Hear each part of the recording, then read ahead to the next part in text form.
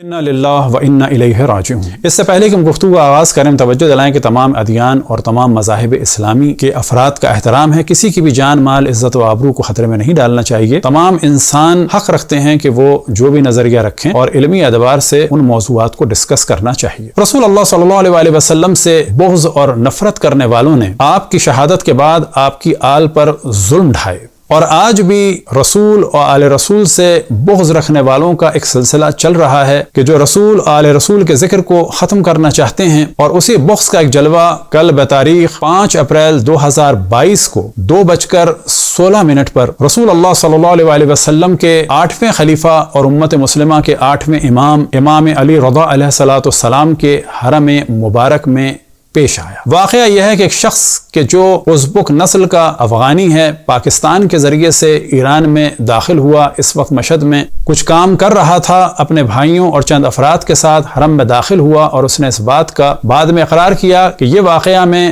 اور یہ کام میں باہر بھی کر سکتا تھا، لیکن میں چاہتا تھا کہ یہ کام کروں اور یہ بتاؤں کہ تمہاری امن ترین جگہ بھی تمہارے لیے ہم ناامن بنا دیں گے۔ اس شخص نے 3 علماء کرام پر حملہ کیا، حجت الاسلام دارابی، حجت الاسلام پاکدامنی اور حجت الاسلام اصلانی کے جو شہید ہو گئے، اور یہ 2 علماء اس وقت بھی ہاسپٹل میں زیر علاج ہیں۔ یہ شخص کہ جس کی تصویر نظر آ رہی ہے، اس کا نام ہے عبداللطیف مرادی، ازبک نسل کا افغانی ہے، اور سوشل میڈیا پہ ابو العاقب موحد اور حسن مرادی کے نام سے کام کرتا ہے، اور اس کا جو اصل موضوع ہے وہاں پر وہ شیعوں کے خلاف زہر اگلنا، ان کو رافضی کہنا، اور آپ یہ جانتے ہیں کہ جو بھی اس وقت رافضی کہہ کے شیعوں کو مخاطب کرتا ہے وہ در حقیقت شیعوں کے خون بہانے کے لیے راہوں کو ہموار کرتا ہے، چاہے وہ سپاہ صحابہ کے افراد ہوں اور چاہے وہ علمی کتابی نام نہادی ماڈریٹ ہوں، کہ جو در حقیقت شیعوں پر حملہ کرنے والے اور شیعوں کے خلاف ایک مناظرہ کرنے والے افراد میں سے ہیں۔ یہ بالکل ایسا ہے کہ جن لوگوں نے رسول اللہ صلی اللہ علیہ وسلم کو ہذیان،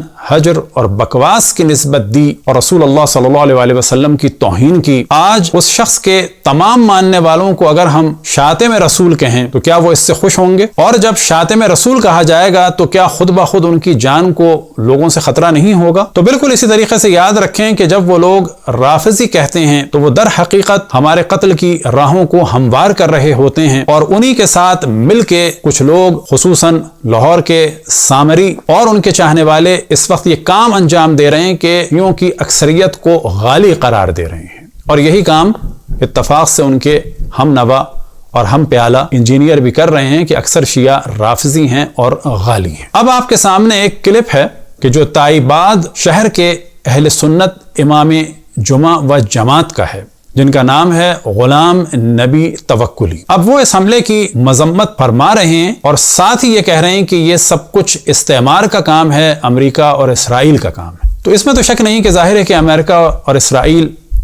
مسلمانوں کے خلاف مختلف جگہ سازشوں میں مصروف ہیں، اس میں کوئی دوسرا کلام نہیں، لیکن سوال یہ پیدا ہوتا ہے کہ یہ لڑکا کیا واقعاً امریکہ یا اسرائیل کے کسی فرد کے کہنے پہ یہ کام کر رہا تھا، یا اپنے کسی ملا کے کہنے کی وجہ سے، اور جو ان لوگوں کے ذہنوں میں ان کے ملاؤں نے زہر اگلا ہے شیعوں کے خلاف اور حتیٰ اہل بیت کے خلاف، کیا یہ اس کا نتیجہ ہے یا امریکہ اور اسرائیل کا نتیجہ ہے؟ کہ دوسری دفعہ ہم کہیں کہ امریکہ، اسرائیل یا اور بعض دیگر اقوام مسلمانوں کے خلاف برسر پیکار ہیں، یہ الگ موضوع ہے، لیکن سوال یہ پیدا ہوتا ہے کہ وہ تمام افراد جو مدارس اہل سنت میں داخل ہوتے ہیں، خصوصاً دیوبندیوں کے مدرسوں میں داخل ہوتے ہیں، وہ کیوں اتنے شدت پسند ہو جاتے ہیں کہ وہ شیعوں کے لیے بھی رہنا مشکل کر دیتے ہیں اور ساتھ ہی اہل سنت کے لیے بھی مشکلات ایجاد کرتے ہیں، جیسا کہ پاکستان آرمی والوں کے سروں کے ساتھ انہوں نے فٹ بال کھیلی۔ یہاں سے پتہ چلتا ہے کوئی نہ کوئی ایسا موضوع ضرور ہے، کچھ افراد کو وہ آئیڈیل سمجھتے ہیں کہ جو تاریخ اسلام میں ان کو بلند مقام دیا گیا، اور وہ ایسے افراد تھے کہ جنہوں نے مسلمانوں کے خون سے ہولی کھیلی اور ان کا قتل عام کا بازار گرم کیا۔ اب یہاں پر ہم بتاتے چلیں کہ اتحاد مسلمانوں میں تھا اور ہے اور ہونا چاہیے، ضروری ہے، اس میں کوئی دوسرا کلام نہیں ہے، لیکن یہ جان لیں کہ اتحاد مسلمانوں میں تھا اور ہے، اور اس اتحاد اتحاد کو ختم کرتے ہیں وہ متعصب ملا کے جو شیعوں کے کفر کا اعلان کرتے ہیں، جیسے کہ زاہد الراشدی اور اسی طرح سے بعض اور ان کے ہم نوالا اور ہم پیالہ اور ASS والے اور اس قسم کے دیگر افراد۔ بس یہاں توجہ دلائیں کہ اتحاد شیعہ سنی میں ضروری ہے اور تھا اور ہے،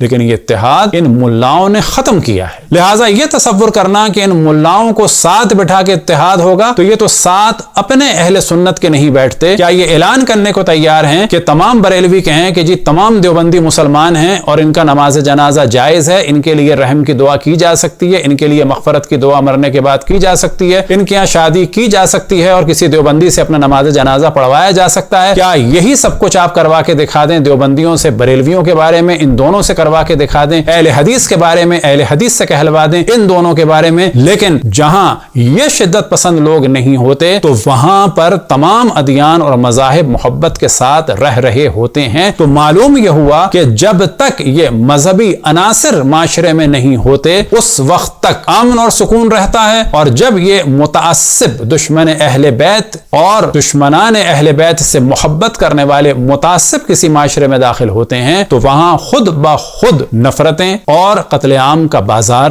گرم ہوتا ہے۔ اب دوبارہ توجہ دلائیں کہ اس لڑکے سے کہ جو 21 سال کا ہے عبداللطیف مرادی، اسے سوال کیا جائے کہ تمہارے ذہن میں جو زہر گھولا ہے وہ کسی گانے والے نے یا گانے والی نے یا کسی مولوی اور ملا نے تمہارے ذہن میں گھولا ہے، تو جواب ملے گا کسی مولوی اور ملا نے۔ اور یہاں پر ہم توجہ دلائیں ان نادانوں کی کہ جو لاہور کے سامریوں کے ہاتھ میں کھیل بنے ہوئے ہیں کہ جب بھی کوئی واقعہ ہوتا ہے پاکستان میں تو کہتے ہیں کہ یہ نتیجہ ہے ہمارے ذاکروں کا، یہ نتیجہ ہے ہمارے شیعوں کا۔ اب یہ سوال پیدا ہوتا ہے کہ ایران میں حرم امام رضا علیہ الصلوۃ والسلام میں یہ جو کچھ ہوا یہ نتیجہ کس کا ہے؟ کیا یہ نتیجہ انقلاب کا ہے؟ کیا یہ نتیجہ امام خمینی رحمۃ اللہ علیہ کی اس محبت کا ہے کہ جو انہوں نے اہل سنت کے ساتھ کی، اور سابقہ زمانے کی نسبت کتنے ان کے مدرسے آباد کرا دیے سیستان اور بلوچستان میں؟ کیا یہ نتیجہ آغا خامنائی کا یا ایران حکومت کا ہے؟ یا حرم امام رضا علیہ الصلوۃ والسلام میں کوئی سندھ اور پنجاب کا ذاکر بیٹھا تھا؟ لہٰذا تمام مسلمان چاہے وہ شیعہ ہوں چاہے وہ سنی ہوں اس بات کو جان لیں کہ جب تک یہ بغض اہل بیت رکھنے والے کہ ان کی علامت یہ ہے کہ جب نام لیتے ہیں رسول اللہ صلی اللہ علیہ وسلم کا تو انتہائی سنبھل کے نام لیتے ہیں کہ کہیں آل پر طلبات منہ سے نہ نکل جائے، اور وہ ملا کہ جو امام حسن اور امام حسین کا جب نام لیتے ہیں تو اتنے سنبھل کے نام لیتے ہیں کہیں ان کے لیے امام نہ نکل جائے، جبکہ رسول اللہ صلی اللہ علیہ وسلم نے فرمایا اپنے دونوں نواسوں کے لیے الحسن والحسین امامان، ان کے لیے ان کی زبان سے امام نہیں نکلتا، چاہے فاسقوں اور فاجروں کے لیے حتی سعود جیسوں کے لیے لفظ امام نکل جاتا ہے۔ وہ مولوی ملا کہ جو اہل بیت کا نام نہ رکھتے ہیں نہ رکھنے دیتے ہیں اور لوگوں کو اکساتے ہیں کہ جن کا نام اہل بیت کے نام پہ انہیں قتل کرو، یہ سب کچھ کیوں ہے؟ تاکہ اہل بیت کا نام مٹ جائے۔ وہ مولوی ملا کہ جو کسی بھی گناہ کے بعد یہ فتویٰ نہیں دیتے کہ نکاح ٹوٹ جاتا ہے، لیکن رسول کے نواسے اور نواسیوں کے ذکر سے ان کا نکاح ٹوٹتا ہے، جو کہیں پتھراؤ نہیں کرنے کا حکم دیتے لیکن جہاں رسول کے نواسے اور نواسیوں کا ذکر ہو وہاں پر پتھراؤ کا حکم دیتے ہیں۔ تو جان لینا چاہیے ہمارے برادران اہل سنت کو کہ ان کے قدم ہماری سر آنکھوں پہ ہیں، ہمارا اختلاف ان سے نہیں ہے، ہمارا اختلاف رسول اور آل رسول سے بغض رکھنے والوں سے ہے۔ کہ جس اختلاف کا جلوہ نظر آیا کہ جب رسول اللہ صلی اللہ علیہ وسلم کو حجر، عصیان اور بکواس کی نسبت دی گئی، اور جب ان روایتوں کا ترجمہ کیا جاتا ہے تو کہا جاتا ہے رسول اللہ صلی اللہ علیہ وسلم کے لیے کہ معاذ اللہ وہ بڑبڑا رہے۔ بس یہاں پر ہمیں جان لینا چاہیے کہ جو کچھ عالم اسلام میں اس وقت نفرت کا بازار گرم ہے وہ ان بغض اہل بیت رکھنے والوں کی وجہ سے ہے۔ دعا ہے کہ خداوند تبارک و تعالی تمام ادیان و مذاہب کے ماننے والوں کو محبت کے ساتھ رہنے کی توفیق عطا فرمائے اور مذہبی اور دینی اختلافی موضوعات کو علمی طریقے سے ڈسکس کرنے کی توفیق عطا فرمائے۔ وصلی اللہ علی محمد و آلہ الطاہرین۔